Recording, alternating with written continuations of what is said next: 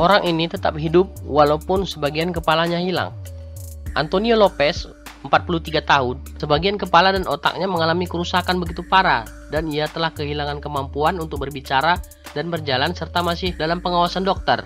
Pria ini kehilangan kemampuan berbicara dan berjalan setelah ia dipukuli oleh bartender dan penjaga keamanan di bagian kepalanya. Peristiwa naas yang menimpa Antonio bermula saat ia dan dua keponakannya dan seorang saudaranya terlibat perkelahian pada 19 April 2010 di daerah Catania, Amerika.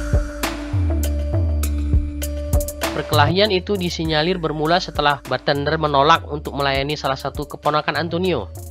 Keponakan Antonio marah pada bartender, dan bartender itu pun menyerang keponakan Antonio. Beberapa menit kemudian, seorang penjaga keamanan terlibat dalam perkelahian itu dan ia menggunakan tongkat untuk memukul keponakan Antonio. Saat itu Antonio berusaha melerai, tapi ia justru diserang oleh penjaga keamanan. Seorang penjaga keamanan memukulinya di kepala dengan tongkat berkali-kali dan menariknya keluar bar. Ia memukul kepala Antonio berulang kali dan membenturkannya ke trotoar beberapa kali. Ketika ia tiba di rumah sakit, bagian dari tengkoraknya hancur. Dokter berhasil menyelamatkan hidupnya, tapi otaknya mengalami kerusakan parah. Dia tidak akan pernah dapat berbicara lagi, dan sampai akhir hidupnya masih membutuhkan perawatan 24 jam.